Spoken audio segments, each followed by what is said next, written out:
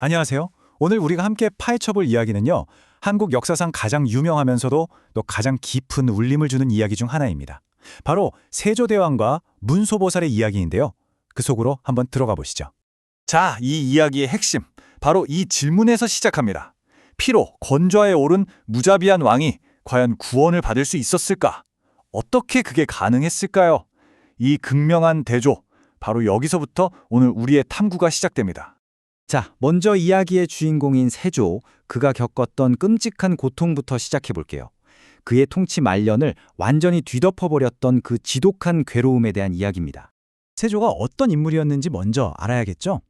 그는 강력한 왕이었지만 동시에 조카인 단종을 몰아내고 수많은 사람들을 죽음으로 내몬 아주 냉혹하기로 유명한 왕이었습니다.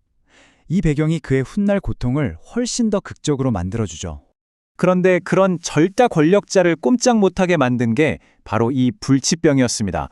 이건 단순한 병이 아니라 마치 저주처럼 그를 덮쳤어요. 그러니까 그 어떤 명의도 왕의 그 막강한 권력도 이 끔찍한 고통 앞에선 정말 아무 소용이 없었던 거예요.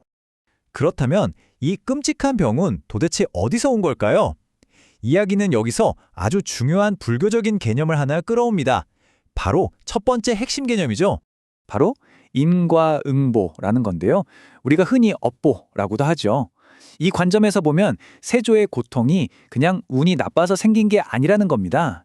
다 과거에 그가 저지른 일에 대한 대가, 그가 뿌린 씨앗이 피할 수 없는 결과로 돌아온 거라는 거죠. 보세요. 이 연결고리가 아주 명확하죠. 피로 물든 왕위 찬탈이라는 원인이 있었고 그게 결국 온몸을 뒤덮는 끔찍한 피부병이라는 결과로 나타난 겁니다. 인과응보가 뭔지 정말 확실하게 보여주는 대목이죠. 자, 그런데 바로 여기서 이야기가 아주 흥미로운 전환점을 맞이합니다. 세조가 단순히 병을 고치려는 걸 넘어서 속죄의 길을 떠나게 되거든요. 여기서 두 번째 핵심 개념이 등장합니다. 모든 방법이 다 실패로 돌아가자 이 절박해진 세조는 마지막 지푸라기라도 잡는 심정으로 길을 떠납니다. 그런데 이 여정은요, 단순한 치료를 위한 게 아니었어요. 자신의 영혼을 구원받기 위한, 용서를 구하기 위한 순례길이었던 거죠. 이때 중요한 게 바로 참회라는 개념이에요. 참회는 그냥 내가 잘못했네 하고 후회하는 데서 그치는 게 아닙니다. 자신의 잘못을 정면으로 마주하고 뼈저리게 반성하고 그래서 나는 이제 달라지겠다고 결심하고 행동하는 것, 바로 그 적극적인 과정을 말하는 거죠. 세조가 어떻게 변했는지 한번 보세요. 힘으로 모든 걸 찍어 누르던 폭군은 이제 온데간데 없고 끔찍한 고통 앞에서 한없이 자신을 낮추는 한 명의 인간만 남은 거예요. 권력을 쫓던 그가 이제는 용서를 구하고 있죠. 바로 이 엄청난 내면의 변화가 곧 일어날 기적의 문을 여는 열쇠가 됩니다. 자, 드디어 이야기는 클라이맥스로 향합니다. 왕의 진심 어린 참회가 드디어 기적과 만나는 순간, 그리고 마지막 세 번째 핵심 개념이 등장하는 바로 그 유명한 장면이죠. 오대산으로 향하던 길이었습니다. 천하를 호령하던 왕이 지칠 대로 지쳐있을 때 길 위에서 정말 우연처럼 이름도 모르는 한 어린 동자승을 만나게 됩니다.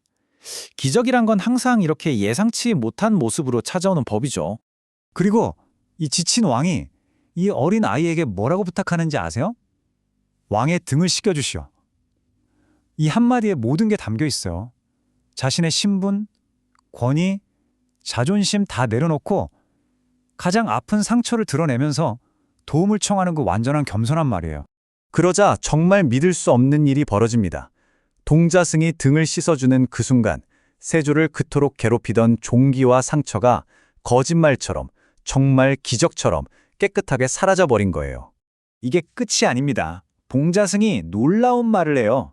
바로 자신의 정체가 지혜를 상징하는 문수보살이라는 걸 밝히는 거죠.